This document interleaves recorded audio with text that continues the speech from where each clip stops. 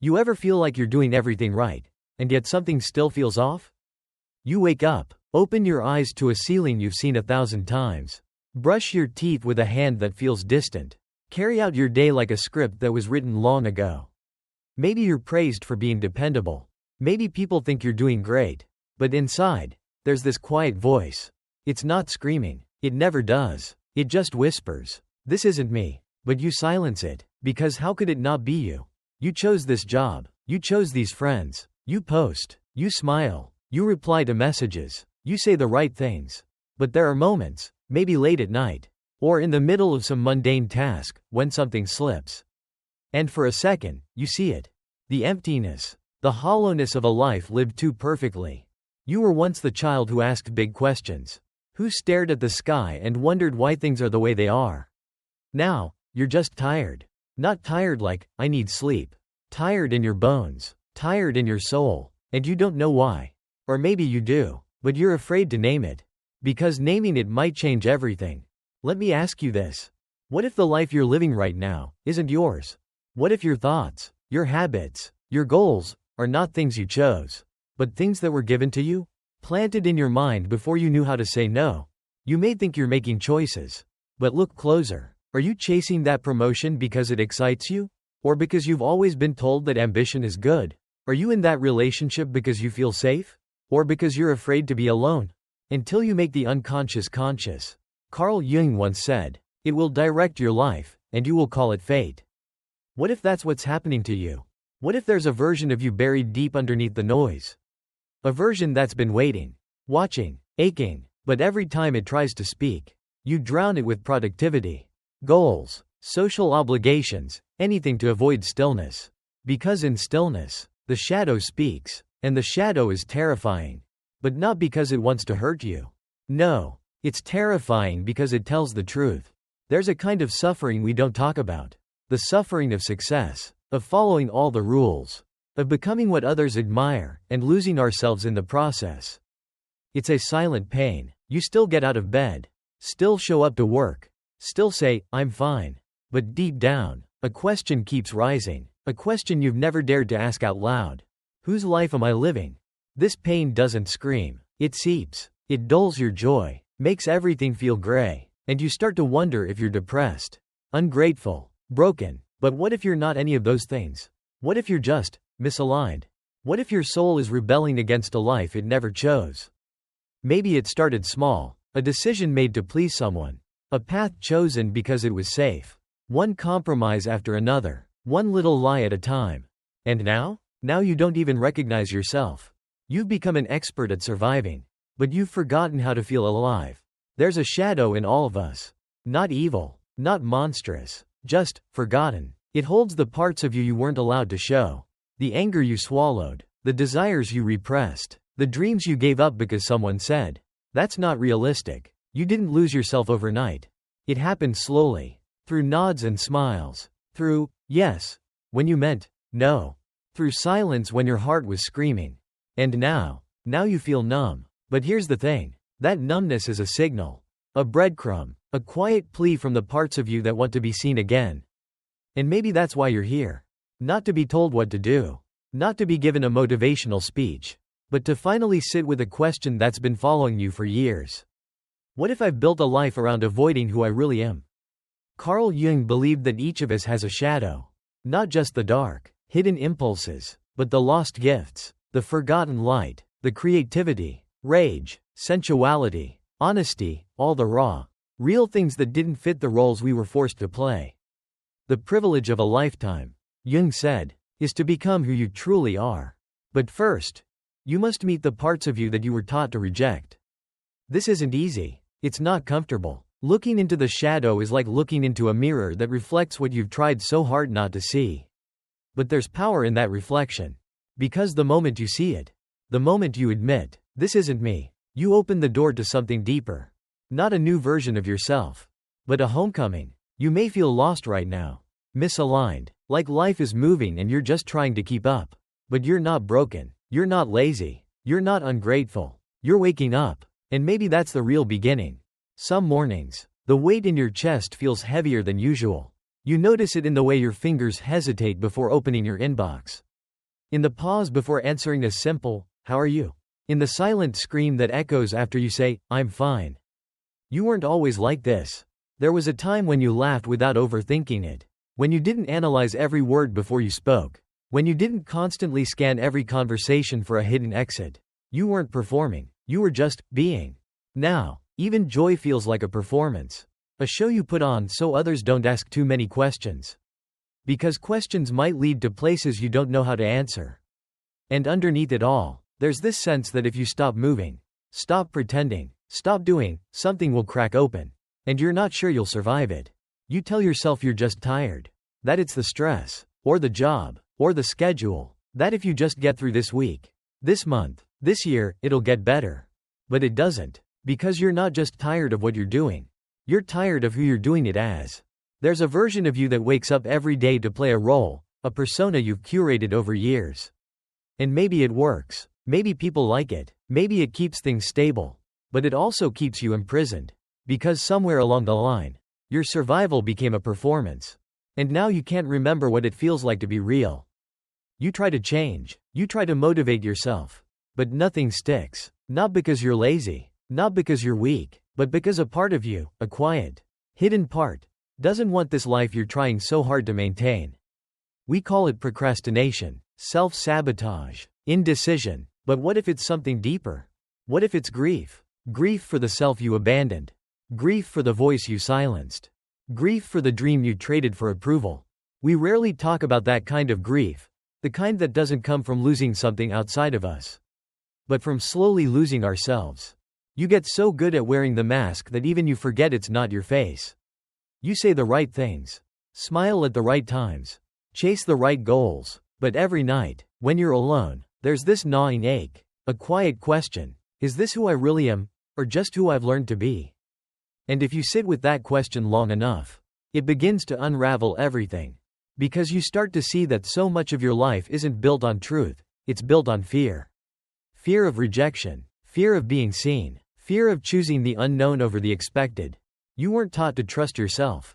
You were taught to fit in. So you buried the parts that didn't fit. You buried your anger because it made people uncomfortable. You buried your joy because it seemed childish. You buried your curiosity, your creativity, your intuition, because somewhere along the way, someone told you they weren't practical, or worthy, or real. And now, all those buried parts are screaming. But they don't scream in words. They scream through anxiety, through numbness, through disconnection. Your body keeps the score. It remembers every time you said yes when you meant no. Every time you smiled when you wanted to scream. Every time you betrayed your truth just to survive another day. And eventually, survival becomes the only thing you know. But here's the thing about survival: it's not the same as living. You can survive a war, a trauma, a broken childhood, and still not know how to live.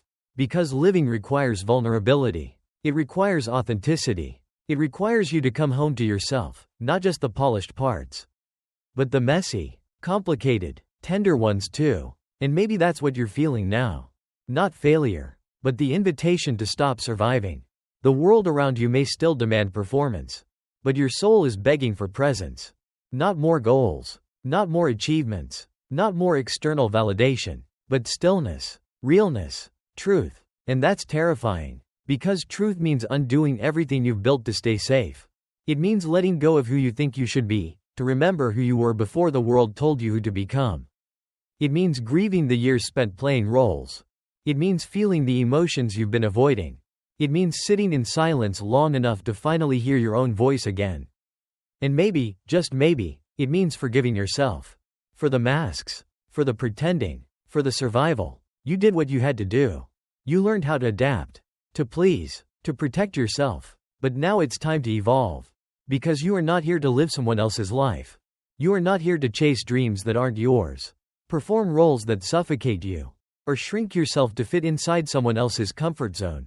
You are here to become who you truly are. And that journey doesn't start with self-improvement. It starts with self-remembrance.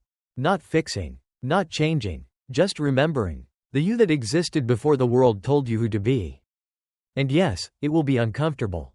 Yes, it will hurt. Yes, it will feel like falling apart. But maybe that's the only way to come back home. There was a man who didn't run from the dark. He didn't avoid it, suppress it, or try to drown it in positive affirmations. He walked straight into it, not to destroy it, but to understand it, to listen. His name was Carl Jung. He wasn't just a psychologist. He was an explorer of the soul, a cartographer of the unseen. And while the world around him was busy dissecting the mind with cold logic and rigid theory, Jung dared to ask a different question. What if the parts of us we fear the most are the parts we need the most? He called this unspoken part of you the shadow. Not a demon, not a flaw, not a sickness, but everything you've hidden, rejected, or disowned, quietly collecting dust in the basement of your psyche. The shadow isn't evil. It's human. It's the anger you weren't allowed to express. The jealousy you pretended not to feel. The lust, the rage, the envy, the ambition. All the things that didn't fit your image of who you were supposed to be. And so, you pushed them away, buried them, out of sight, out of mind. But the mind is not a landfill. It doesn't forget what you throw into it. It stores it, and the more you deny your shadow, the more power it gains over you. Jung believed that if you don't face your shadow, it acts through you, not in obvious ways, but in subtle sabotage, in irrational fear, in failed relationships, in habits you can't explain, in moments where you look at yourself and wonder, why did I say that? Why do I keep doing this? Because until you see it, it runs the show from behind the curtain. What you resist, Jung wrote, not only persists, but grows in size. Imagine walking through your own house. But every room is locked. And behind those doors are pieces of you, forgotten memories, forbidden desires, wounded parts that were never held. You can pretend those rooms don't exist. Or you can start unlocking them, one by one. That's what Jung meant by integration. Not defeating the darkness, but reclaiming it, befriending it. Because when you deny your shadow, you live half a life. But when you face it, when you sit with it, when you stop running, you begin to feel whole again. Jung himself went through this. A deep inner rupture. He called it his confrontation with the unconscious. For years, he recorded dreams, visions, and dialogues with the inner figures of his psyche. He wasn't losing his mind. He was finding his soul. That journey became the Red Book, his private, handwritten diary of descent into the inner world. A map of his own fragmentation and his healing. And if you read it, you'll see, he didn't talk like a doctor. He spoke like a man unraveling. Like someone digging through layers of identity to find what was real. He wasn't trying to fix himself. He was trying to meet himself. And maybe that's what you need, too. Not another self-help technique. Not another routine or system or goal. But a mirror. A way to look into your own eyes and say, there you are, I've missed you. The shadow is not just made of darkness. It also holds your light, your brilliance, your creativity, your power. The parts of you that were too big, too wild, too honest for the world, so you dimmed them. But they didn't disappear. They just waited. And now they're calling you back. Because living a life that looks good from the outside but feels hollow inside is not the dream. Being liked isn't the same as being known. Being safe isn't the same as being free. Maybe the ache you feel isn't a problem to fix. Maybe it's a doorway. A doorway into the parts of yourself that never got a voice. The part that wants to scream. The part that wants to rest. The part that still believes in magic. The part that never stopped hoping for more. You don't have to change everything overnight. But you can start by telling the truth. Not to the world, just to yourself. Start small. I'm not okay. This job drains me. This relationship doesn't see me. This version of me is not mine. Truth is not always pretty. But it's real. And in a world obsessed with filters, productivity, and pretending to have it all together, real is revolutionary. Let me ask you something. What would happen if, for one moment, you stopped trying to become better, and just allowed yourself to be? What if healing isn't about becoming someone else, but finally coming back to who you were before the world told you to be someone else? Jung said the shadow is the seed of creativity, the source of your energy, the wellspring of your individuality.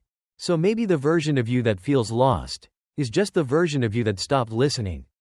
And maybe it's time to begin again, to walk into the darkness, not to be swallowed by it, but to light a candle inside it. Because in that darkness, beneath the pain and the fear and the shame, there is something sacred, a voice, a face, a memory, you, the real you. Let's be clear about something. This is not a call to fix yourself. You're not broken. You're not a project. You're not a set of problems that need solving. You're a person, layered, feeling, shifting, and maybe you've just never been quiet enough to really hear yourself. Everyone talks about transformation like it's a before and after photo. Like healing is some polished journey from pain to clarity. But in reality, it doesn't look like that. It looks like sitting on the floor at 2 a.m., holding parts of yourself you spent years trying to outrun. It looks like crying without knowing why. It looks like not knowing what you want, and realizing that's okay. Because sometimes, the most radical act is not to push harder. It's to stop running. Not from the world. From yourself. The part of you that feels lazy? That part's not trying to ruin your life. It's trying to get your attention. It's saying, I'm tired of chasing things I don't care about. The part that avoids your goals? It's whispering, this dream doesn't belong to me. The part that can't get out of bed some mornings? It's asking, can we stop pretending everything's okay? You've tried fighting it. You've tried forcing discipline. You've tried pretending it's not there. But what if the way out is in? What if instead of pushing it away, you turned toward it and asked, what are you protecting me from? What have I been too afraid to feel? Whose life am I actually living? You don't need to change everything today. You don't need a grand plan or a step-by-step guide. You just need one moment of honesty. One moment where you stop editing your thoughts before they come out. One moment where you don't censor your sadness, or explain away your desires, or apologize for what you feel. Just one breath where you let it all be true. Because that's where healing begins, not in action, but in awareness. The truth is, the part of you you've been trying to fix might be the part that holds your deepest wisdom. It knows what hurts. It remembers the lies. It keeps track of every moment you betrayed yourself to belong. And it's been waiting for you, not to improve it, but to listen to it. Close your eyes. Picture this. There's a child in a locked room inside of you. They've been waiting for years, waiting for someone to open the door. To say, you're allowed to be here. You don't have to earn it. You don't have to perform. That child is your shadow.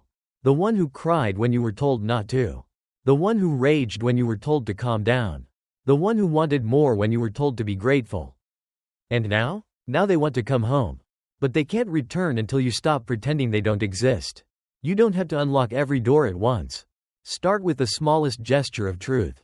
Next time you feel resistance, don't fight it. Sit with it. Breathe into it. Ask, what are you here to show me? What part of me are you trying to protect? You might not get an answer right away. That's okay. Shadows don't speak in words. They speak in patterns, in emotions, in quiet instincts. They show you where you're not free. And freedom doesn't mean escape. It means presence. It means standing exactly where you are, confused, uncertain, hurting, and choosing to stay. To feel, to witness yourself. Because that moment of presence? That's the doorway. No guru, no course, no morning routine can walk you through it. Only you can. And once you step through, you begin to reclaim what was never lost, just hidden. Your creativity, your boundaries, your honesty, your joy. They're not gone. They've just been waiting for you to stop pretending. Maybe you don't need another plan. Maybe you need a pause. A breath. And in that breath, ask yourself, if I wasn't trying to impress anyone today, what would I do differently? If I didn't have to prove anything, who would I be? If I could stop for a moment, what part of me would rise to the surface? These are not questions with answers. They are invitations, not to become someone new, but to remember. You are not here to live on autopilot. You are not here to wear masks until the day you forget what your real face looks like. You are here to be real. And that means allowing every part of you to have a seat at the table. Even the messy parts, the angry parts, the selfish, jealous, scared, desperate parts. They are not here to ruin you. They are here to remind you that you are human, that you are whole, that you have always belonged, even in your confusion. Carl Jung didn't ask you to rise above your darkness. He asked you to hold it, to make it conscious, to bring it into the light, not so it disappears, but so it becomes part of your strength. And maybe that's the only real transformation that matters. Not becoming something better, but becoming something truer. So tonight, when the noise fades and you're left with yourself again, don't rush to fill the silence. Let it speak, let it ache, let it open, because sometimes, it's not in doing more that you find yourself. It's in doing less, in stopping, in listening, and maybe, just maybe, That's where a new life begins. So here you are, still listening, still breathing, and maybe, finally, beginning to feel something stir. Not motivation, not clarity, something quieter than that, like the faint hum of your own name echoing from the distance. A name you haven't answered to in years, but that still lives inside your bones. You're not lazy. You're not lost. You're not ungrateful. You're awakening. And awakening isn't always bright. It doesn't come in bursts of confidence or sudden purpose. It arrives like fog, soft, heavy, disorienting, because to awaken is to realize just how long you've been asleep. And that hurts. You begin to see how many years you've lived on autopilot. How many decisions you made just to be liked. How many times you silenced yourself so others could be comfortable. You see the patterns, the loops, the cages, all the invisible strings that pulled you into someone else's version of life. And you want to scream, or cry, or run, but all you can do is sit there, stunned, wondering, how much of my life did I live without really being there? And that's where most people turn away. They go back to pretending, back to busyness, back to their roles, because it's easier to live a lie you've memorized than to step into a truth you don't yet understand. But not you. You're still here. You stayed with the discomfort. You held the silence. You asked the question, what if this isn't me? And in doing that, you did something most people never do. You broke the spell of expectations, the spell of performance, the spell of, this is just how life is. And once the spell breaks, even if just a crack, something changes. You start to notice things again. The way your body tenses when you're around certain people. The way you feel lighter when you say no. The way you smile, genuinely, when you do something that aligns with your soul. Even if no one's watching. This is not a revolution with fireworks. It's a return, a remembering, a quiet turning inward, not to fix, but to feel, not to hustle, but to hear, not to escape the shadow, but to sit beside it. Because your shadow never wanted to ruin you. It just wanted to be seen. And when you finally look at it, the pain, the fear, the anger, the longing, you realize something profound. It was never your enemy. It was your map, a compass, guiding you back to the self you left behind. So now, the question isn't, what should I do next? It's, who am I when I'm not trying to be anything? Who are you when you're not performing, or proving, or pleasing? Who are you when you're alone in the quiet, without the need to impress, or justify, or explain? Who are you, when you just are? You don't need to answer right now. In fact, don't rush to answer at all. Sit with the question, let it unravel something inside you. Let it echo. Because sometimes, the most honest response is not a sentence, it's a stillness. A pause, a soft breath, a moment where you feel fully, without armor. That's where the real transformation happens. Not when you add more, but when you start subtracting everything that was never really yours. And slowly, gently, you begin to return to the parts of you that once felt too tender, too much, too wild, too soft, too honest. You return to the version of you that didn't need approval to feel worthy. The version that danced in the dark and sang without reason. The version that dreamed without permission. And you realize, that version never left. It was just waiting. Waiting for you to stop chasing the life you were told to want. Waiting for you to stop outsourcing your identity to likes, titles, and expectations. Waiting for you to stop abandoning yourself in pursuit of someone else's acceptance. And now, the door is open. You can step through. You can choose again. Not with force. Not with pressure. But with presence. A single, honest step in the direction of your own soul. So tonight, when the world is quiet and the masks are off, give yourself permission to be with whatever is there. Not to judge it. Not to label it. Just to sit with it. Let your sadness breathe. Let your joy flutter. Let your confusion speak. And if nothing comes, that's okay too. There is wisdom in the emptiness. There is power in the pause. There is magic in the moment before becoming. So take one more breath. Let it fill you. Let it remind you, you're alive. Not a machine. Not a product. Not a performance. A person. Full, messy, human, and still, worthy of love. Not because of what you do, but because of who you are. Beneath all the layers, you don't need to rush. You don't need to prove anything anymore.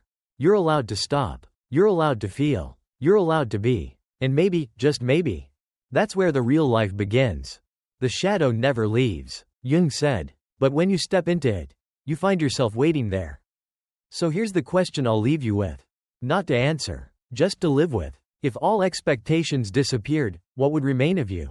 Let that question echo. Let it guide you. Let it undo you, until only the truth is left. You.